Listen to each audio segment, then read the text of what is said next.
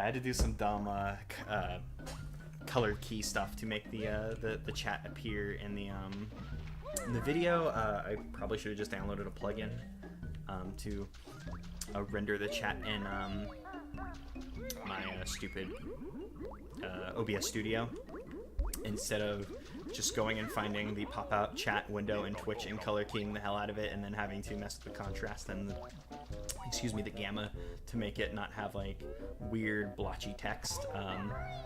But hey, that was a problem if I was going to fix, should have fixed yesterday instead of looking at it now and wishing it looked a little bit better than it did. It did look nicer, I thought, yesterday, but hey, say love. Actually, the difference is probably... nope, that actually didn't make much of a difference. I have two monitors, and they're of different makes. One's nicer quality, and I have my stream, I have OBS on my less nice of the two monitors. So I thought for a second that maybe just the colors were a bit weird. Put the T over there. Let's get back to Banjo-Kazooie, because we want to keep playing this game. I also want to hit the buttons correctly.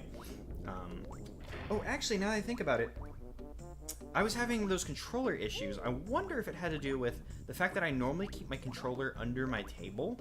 I'll put my hands and the controller underneath the top of my desk, so it's in the leg area. There's probably much better ways to make these points I'm trying to make. 15 jiggies. Is that enough to open the next area? I'm not 100% sure. Just go ahead and come over here and see what's up. 'Cause I think we come over here and this will open up the thing to let us open up Bubble Gloop Swamp. Hello, Brentilda. Goodbye, Brentilda. Is there something stopping us from opening up Bubble Gloop Swamp at the moment? Obviously there's the note door, that if it requires more than 200 notes, which I don't think it does, would be a hindrance at the moment, but I don't think anything's just stopping us from rolling up here and opening up Bubble Gloop Swamp and then just continuing on in the game. Yeah, so we could just totally skip, Clanker's Cavern if we didn't want to play it, but obviously we're going to go in there and we're going to play the thing, because that's how I do stupid video games. What is it? Jeez. We need to go to Clanker's Cavern for, in the long run, getting, what do they call what is the invincibility move called? Wonder Wing, that's what it called. I had to think about that. Oh, and is that that's the shadow of the pipe from the top. I thought that for a second we could see a weird seam in the water. That's the word I was looking for earlier when I was like, oh, the cracks in the level, the lines between the polygons. The word I was looking for was seam. That's me, the good at remembering words boy. Just good at remembering it 10 minutes after the fact. That's that staircase wit in action. I like how I talk so much about, oh, we could skip this level if we didn't want to, but then, of course, we're coming into it anyways. And could I? Cool. I wasn't sure if I could make that jump. I'm sure it's possible to make it, but I did not. Let's go ahead and take care of the crab. Oh, they're, oh god, for a second I thought I was about to figure out their name. We'll know later in this level, because there's the mutant versions of them. So I'm sure they'll be like, oh, we're mutant blanks, and then we can use that as a ease of access way of figuring out the stupid crab names. What are these guys' names? I think these are grillers, if I had to just take a shot in the dark as to their name. When I was a kid, I used to call them clankers, I think.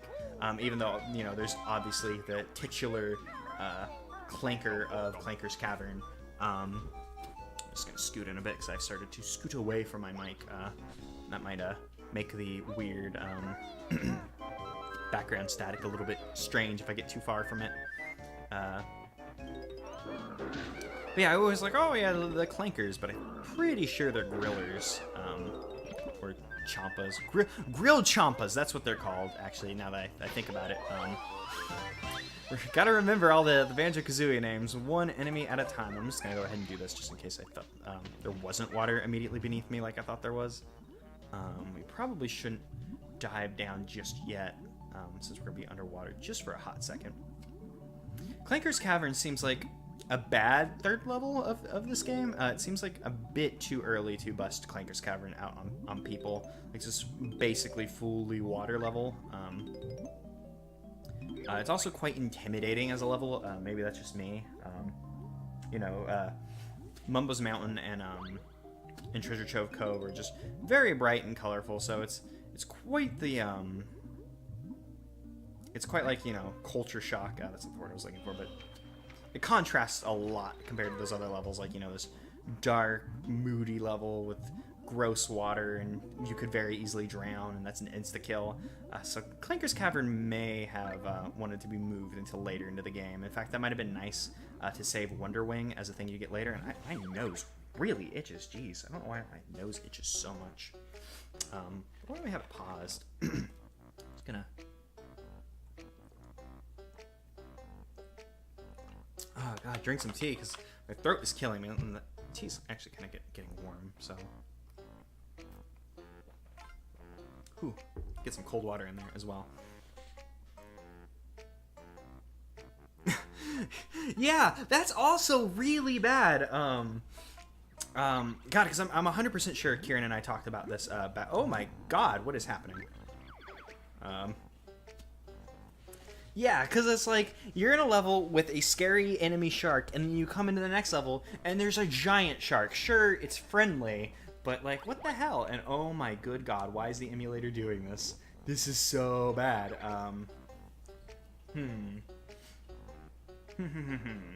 Trying to think how we could fix this without messing this up completely.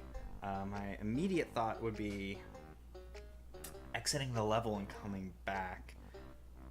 Maybe it's gonna be a problem with emulating underwater. I don't want to mess with the emulator because messing with the video settings could mess up the stream. I had some trouble with that when I was setting it up and testing things. And I don't know of a fast way to get out other than quitting and exiting.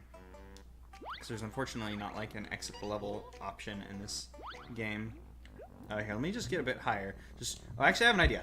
Here's what I'm gonna do. I'm gonna put this on screen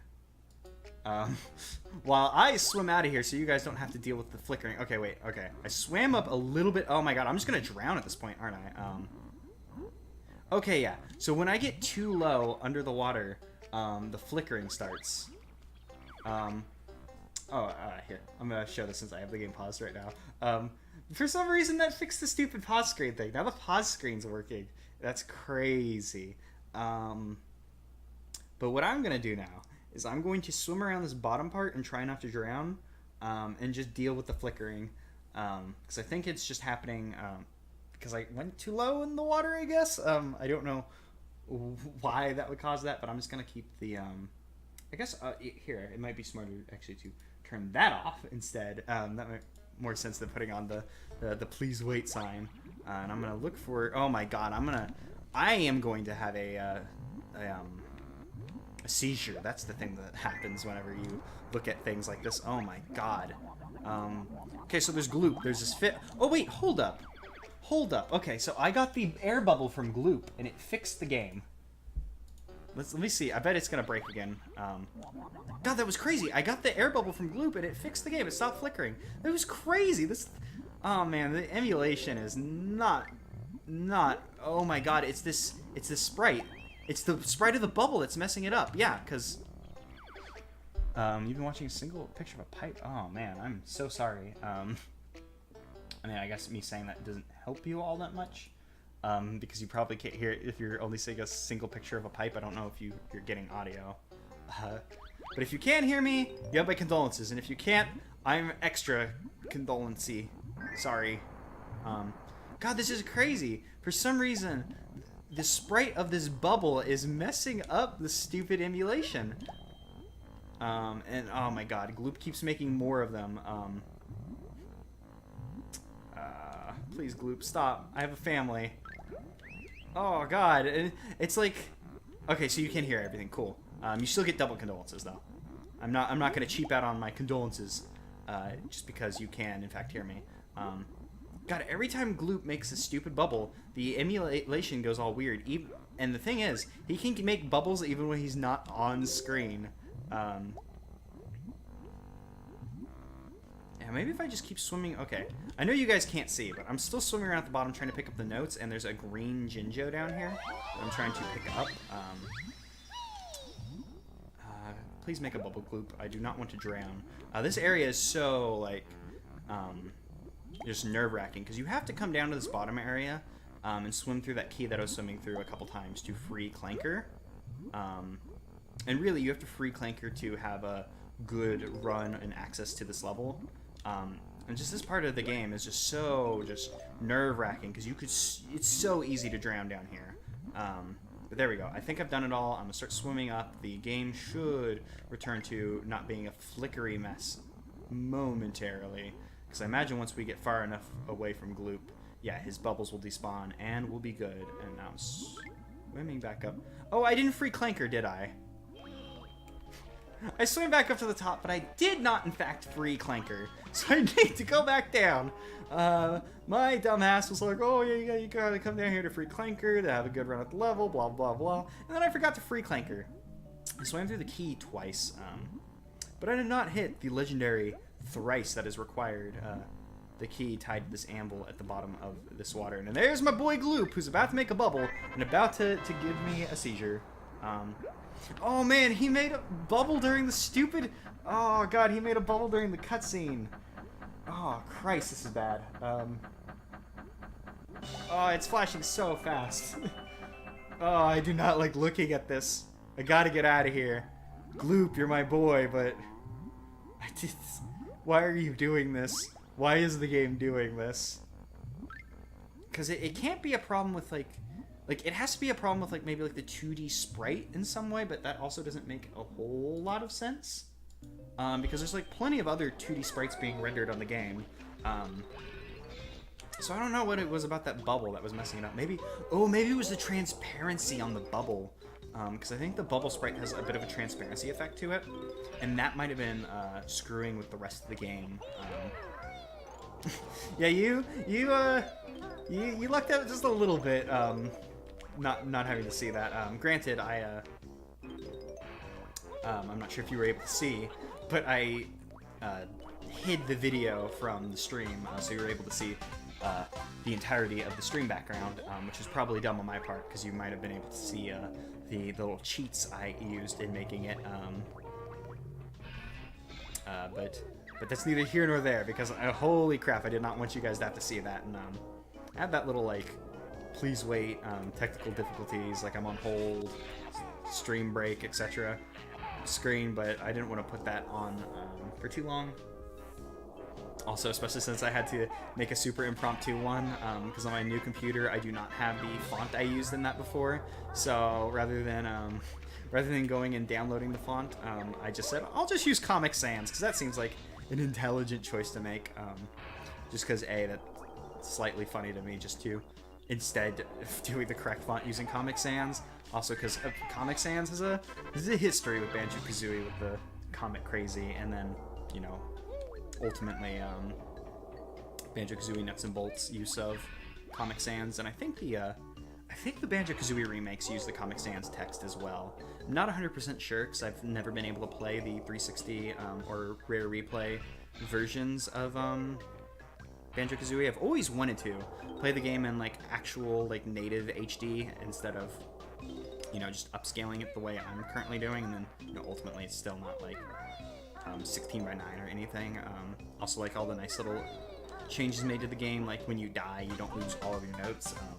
I've always wanted to play it, and for a second when I was having all the N64 emulation issues, I was like, I wonder how feasible it would be to find a 360 emulator and play Banjo-Kazooie that way. But of course, that was an insane thought for an insane person. That's not what you're supposed to try and do. Because if I'm having issues with N64 emulation, I'm so sure that 360 emulation will work out better in my favor.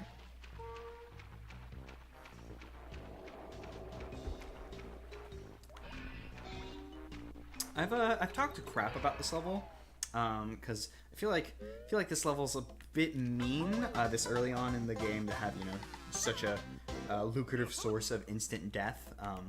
Also just because it's kind of a grimy, spooky level. I mean, it's a nice contrast in that degree to, you know, the first 2 levels. You know, nice little island and then nice little mountain side. But I do like Clanker's Cavern. It has nice music. Has a very interesting concept. It's also a nice conceit for a water level. Like especially like if you compare it to something like Jolly Roger's Lagoon and Banjo-Tooie, where like the majority of it's underwater. Which I know, obviously, you know, water level being underwater, like, why is it so weird? But it's just kind of nice to have just these kind of little, like, micro areas, where you have to, you know, you're not underwater and you just traverse it by going through the water. I don't know. It's nice, and I like it as a water level. That isn't to say that I dislike Jolly Roger's Lagoon, because I feel like Jolly Roger's Lagoon is actually a pretty decent level. I really like it. It's just, you know, water can be terrifying. Jolly Roger's Lagoon, making it so you can breathe underwater kind of feels a little bit lazy too, because it's like, oh well, you've taken out like the main problem that would have been with this level. You know, not being able to breathe. It feels like maybe there could have been a more interesting conceit they could have come up with than just, oh, you know, you have infinite air down there. I know you can traverse it without the infinite air though. Which I think is super interesting. I've personally never done it because I'm a big baby, and I'm not the super best at playing Okay, I'm the best at video games ever. It's just impossible.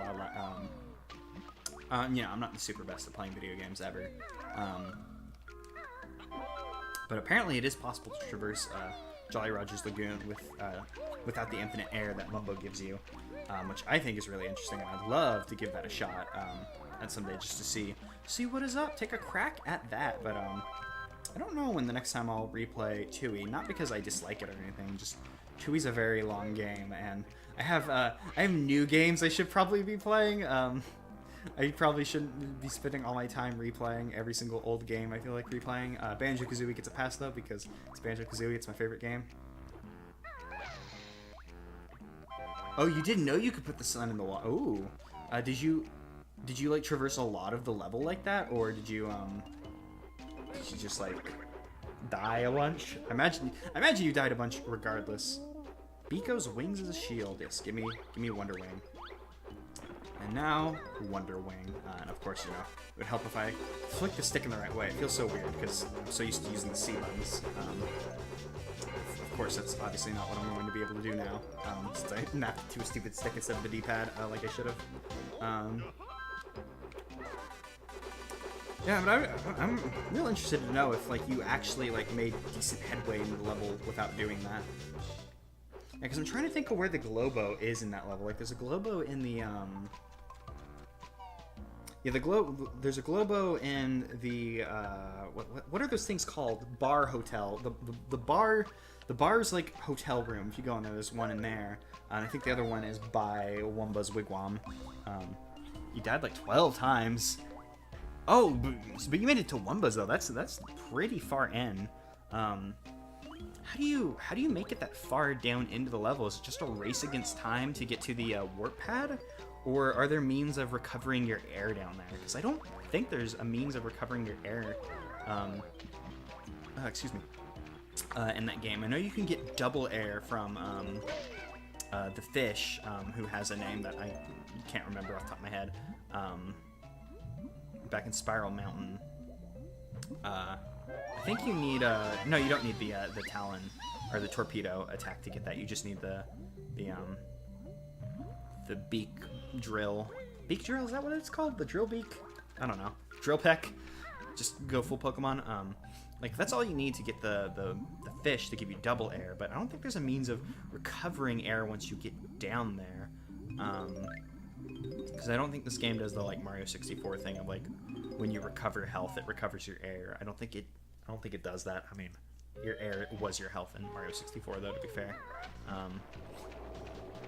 Yeah, so I don't know how you would make it that much progress without just making a beeline to the warp pads and hoping for the best. I think we did everything we needed to do inside a Clanker.